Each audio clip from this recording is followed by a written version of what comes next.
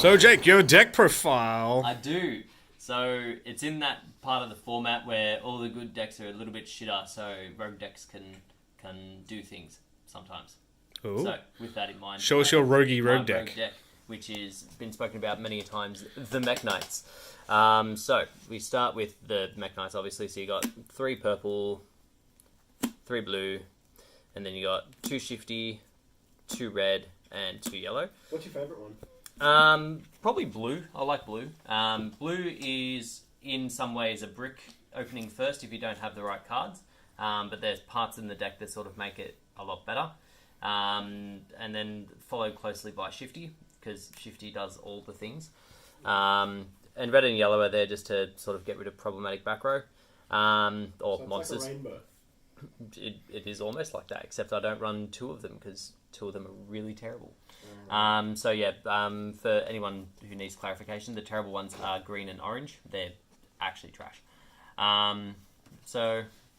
That's the main deck Mekk Knight portion. Then you've got 3 Phantasme for going second, 2 Gamseel and 1 incorrect Kaiju for also going second. So that should be another Gamseel and then... it should be 1 other Gamseel and a Gandora for reasons I'll explain in a minute. But basically this is just because that's the one I could find at the time.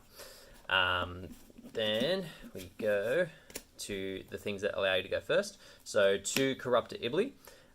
So I'll explain the combo in a bit, but basically that allows your Mekk Knight Blue to be live first turn.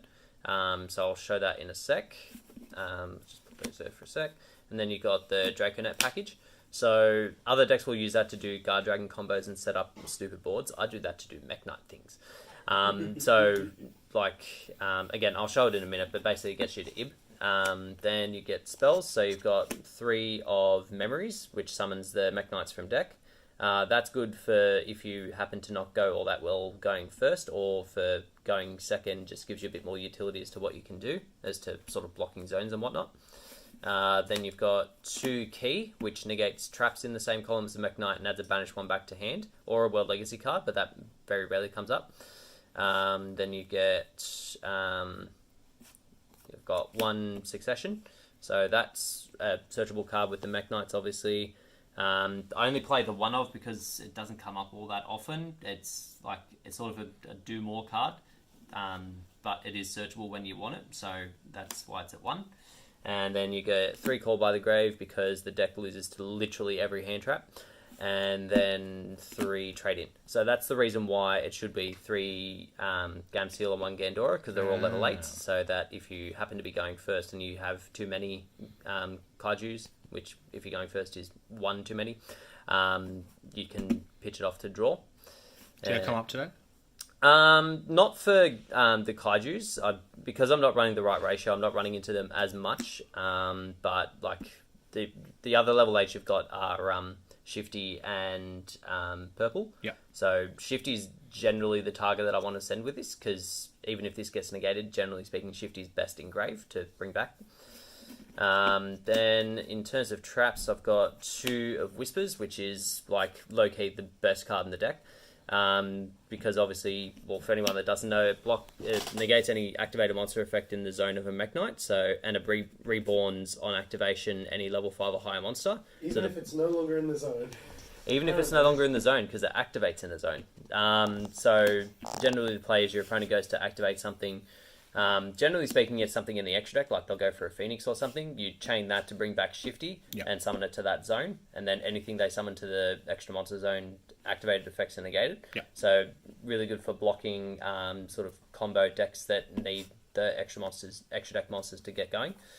And then obviously just being able to bring back stuff is always fantastic, and that's where the Memories going into turn 2 is good as well, because Shifty obviously can negate up to 2 monster effects by moving itself around, and then the Memories will summon from deck to block a third.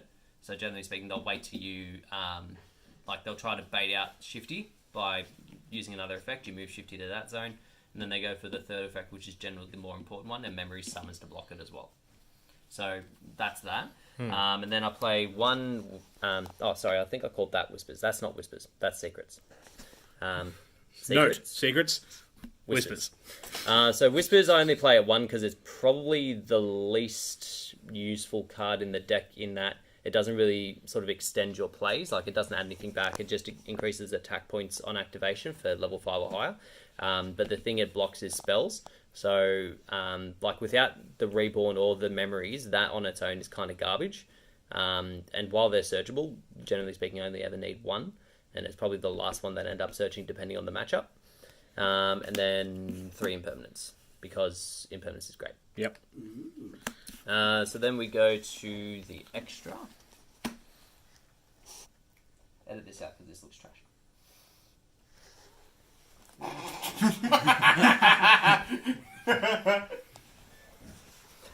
So then the extra. So IB, so that's the Draconet play I was telling you about before. So searches any World Legacy card, which is every single Mekk Knight spell and trap. Every one of them is a World Legacy card. So searches on the summon. And then because you've got a monster in the extra monster zone and you've got a spell and trap that you've just searched, you've got 2 zones going for Mekk Knight plays.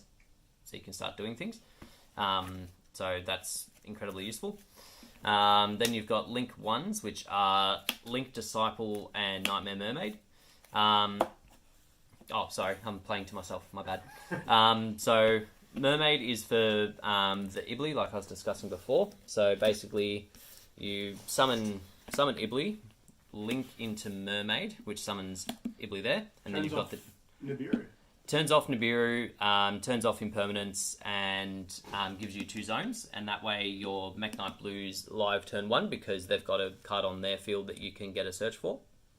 And then again, you do Mekk Knight things. And then the Link Disciple's there if the Draconet gets negated, because you can't... I'm really bad at this. You can tell how often I do deck profiles. So, Link Disciple's there if Draconet gets negated, because you can't use Almirage. Almirage needs 1,000 attack or less, and Draconet has 1,400. So that's to go into to, again, set up your zones for Mekk Knight plays. Yep. Then you've got the Link 2s, you've got 3 Morningstar, which is probably the best store card and searcher of the deck. So on summon, pitch a Mekk Knight or World Legacy to search for another World Legacy. And then Mekk Knights battling outside of their columns can't be destroyed and I take no damage. I take no damage. You take no damage. Not just for me.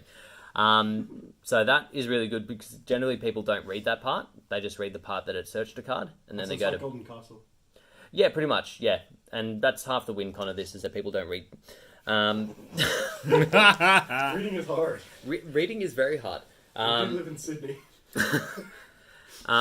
So yeah, that's great for stalling. And generally speaking, like you've searched and you've got purple coming back the next turn, so then you've got a Link 4 play going next turn and other things. Like you're pretty well set up if nothing gets negated from that. Then after that, you've got Phoenix and Mermaid. So obviously just utility. So the best... Isn't that Cerberus? I am beyond tired. It's getting late. It is getting real late. So depending on how things go, I generally get to a point where I can, like it depends on the deck obviously, but you summon Phoenix to a zone that your opponent has something pointing to, draw, summon, go Cerberus, try to pop something else if there's something, draw again, and then link off into this boy. Where is he? Into Crusadia Mekk Knight Avramax. So being a Link 4 is obviously a bit problematic for this deck sometimes, but you get value out of it because it's still a Mekk Knight. It still has synergy with other parts of the deck. And then other ones you've got Mermaid. I'm so It's a nightmare. Has to be Mermaid. Everything is mermaid. Isn't it good? 10 years ago. Fucking a year ago. That's what No, it's it's about. Everything is mermaid. I'm so tired. This is the worst deck profile. Unicorn. Unicorn. Everyone knows what Unicorn does, and I'm too tired to explain it, apparently. Triple Burst, that's in there as a space saver. That could be pretty much anything else you want. Fuck. That can be pretty much anything you want. That was just what sort of came to hand as I was putting the deck together. And then the last the last 2 Link 3s. Mekk Knight, Spectrum. It is the worst. It's very seldom I make this. It's basically very situational. Sometimes you can get a 3k attack directly, or it just stalls them out because if it's the only thing in the column, they can't get at it, basically. But like beyond the turn you summon it, it's almost useless. It's just there because it's a Mekk Knight. And then you've got Trisbana. So the main reason Trisbana's in there is because Sky Strikers and Altergeist are still a thing. So you can do quite well against your Sky Striker matchup because you give them a Kaiju, summon Trisbana, and then banish everything. Yep. And when you've only got the one multi-roll, that can be really important. And then Boral Sword and Boral Load. Yep. Because the extra deck isn't packed full of stuff with like super poly targets and stuff like that, I can afford to run both. Yep. Definitely important to run both because both of them do very different things. Obviously, P just ends games, and that can really get you back into game in tricky board situations. It's really amazing how much Boral Load can wrestle back games. Oh, it's insane. It's so good how good Boral Sword can be in particular matchups. Like, if they can't kill you with their Boral Sword, you make Boral Load and then kill them with their own Boral Sword, which feels fantastic. Oh my god. And then the extra. So the extra obviously depends on... Oh, fucking Jesus! Silly sausage. I'm going to cancel myself. So the side... so this obviously depends on your locals or what matchups you're going to. Obviously, Yeah, side decks are... Side decks are neither here nor there. Like, some stuff is obviously more situational than others.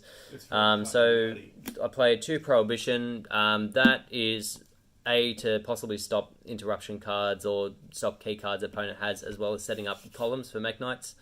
Then you've got 3 red reboot because traps.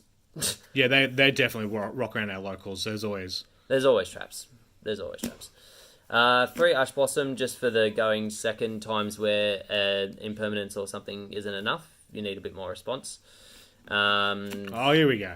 3 Dark Ruler, no more. So again, that's for boards that generally set up like a big neg board with monsters and things like that. So this is the first tournament for us since this card came out. How'd it go for you? I saw it once and it was dreadful. So I'm pretty sure I saw it against Salad, and Salad, the monsters aren't the problem. It's the back row. Not at all. Yeah. It doesn't stop anything in grave, it's just the monsters. So you just wouldn't side it for Salad next time?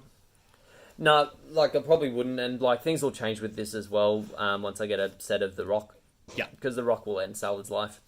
Tell me if I'm wrong, but it will. Nice meaty steak. And then I got, again, sort of space fillers, 2 Gojo match.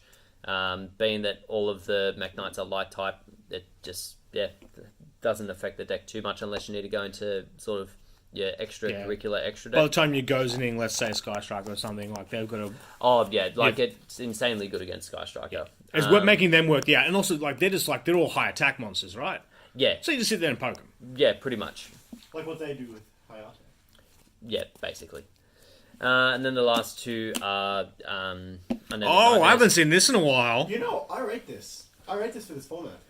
Yeah, there's like quite a lot of like sort of on-field cards that need to get rid of. And again, sets up zones for Mekk Knights. It's a good going first card, just being able to get rid of stuff that's a problem. Like, the only issue I find with this is sometimes you need other, like, it's not always face-up back row that you're going to have a problem with. It's also face down. So that's one thing I'd look to change probably moving forward with this is add sort of more permanent back row removal rather than just face-ups.